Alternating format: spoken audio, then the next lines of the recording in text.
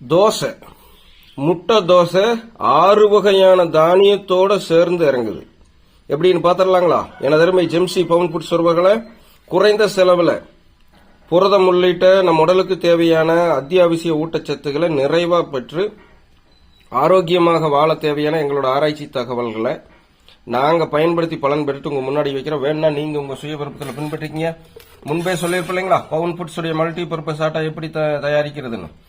So ration கோதுமை, கொண்டக்கடலை, பாசிப்பயிறு, ராகி, கம்பு, சோளம், அந்த 6 எண்ணத்தை போட்டு அரைச்சு அதை பாத்தீங்கன்னா நைட்டு தண்ணி ஊற்றி கரைச்சி வச்சிருக்கேன். இப்ப காலையில் எடுத்திருக்கேன்.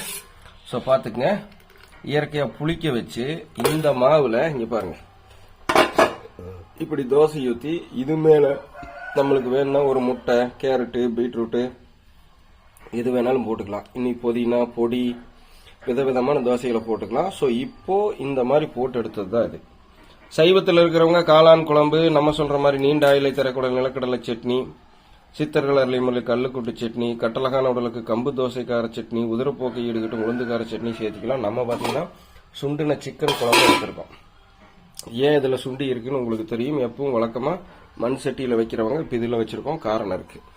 சோ இந்த மாதிரி தோசையில நம்ம அதை மேட்சிங்கா சாப்பிடறதோட மட்டும் இல்லாம இதை வெறும் தோசையா வேணாலும் சாப்பிடலாம். பேப்பர் ரோஸ்ட் மாதிரி இருக்கும். சரிங்களா?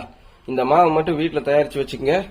உங்களுக்கு தேவையான மாதிரி அளவுகளை போட்டுங்க. அளவு என்னன்னு எங்கிட்ட கேட்காதீங்க. எங்க நாக்குக்கு பிடிச்ச மாதிரி அந்த 6ஐயும் காம்பினேஷன் பண்ணிருக்கோம். நீங்க ஒரு 2-3 காம்பினேஷன் ட்ரை பண்ணுங்க. ஏதாவது ஒண்ணு உங்க நாக்குக்கு பிடிக்கும். எந்த காம்பினேஷன் நீங்க ட்ரை பண்ணாலும், அதாவது அளவுகளை நீங்க நான் இப்ப சொன்ன 6 எண்ணத்தை எதுல ட்ரை பண்ணாலும் இயற்கையா புளிச்சா மட்டும்தான் உளுந்தே இல்லாம இந்த மாதிரி சுட்டெடுக்க முடியும். டேஸ்டாவும் இருக்கும். ஓகேங்களா?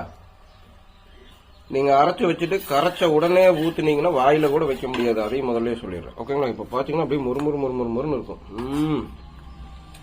வேற லெவல்ல இருக்கும். மக்கள் காலையில பாத்தீங்கன்னா அவதியா இருந்தாலும் நைட்டு கரைச்சு வச்சுட்டு எடுத்து டக்குன்னு ஊத்தி, எதுவுமே இல்லைனாலும் நம்ம பவுன் ஃபுட்ஸ் உடைய மல்டி பர்பஸ் ஆட்டா இட்லி பொடி சொல்லியிருக்கோம் பாருங்க.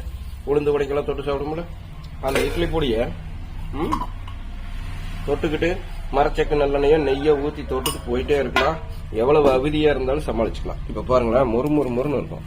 ஒரு முட்டை தோசை, ஒரு பேப்பர் ரோஸ்ட், அப்படியே சாப்பிட்றதுக்கு அவ்வளவு டேஸ்டா இருக்குங்க, இயற்கையா புளிச்சதுனால. சோ எங்க பாட்டி காலம் தொட்டு இப்ப நம்ம சில விஷயங்களை மதிப்பும் கூட்டிட்டு பயன்படுத்தி பலன் பெறோம். உங்களுக்கு வேணா பயன்படுத்துங்க. இன்னும் எங்களோட ஆராய்ச்சி தகவலை வச்சுக்கிட்டே இருக்கிறோம். இதுக்கெல்லாம் செலவு எவ்வளவுன்னு பாத்துங்க. வெறும் ரேஷன் கோதுமை, மத்ததெல்லாம் கொண்டக்கடலை இதுல வச்சு செய்யறோம். ஒரு முட்டை, சிம்பிளா நியூட்ரிஷன் ஆயிடுச்சு. ஓகேங்களா?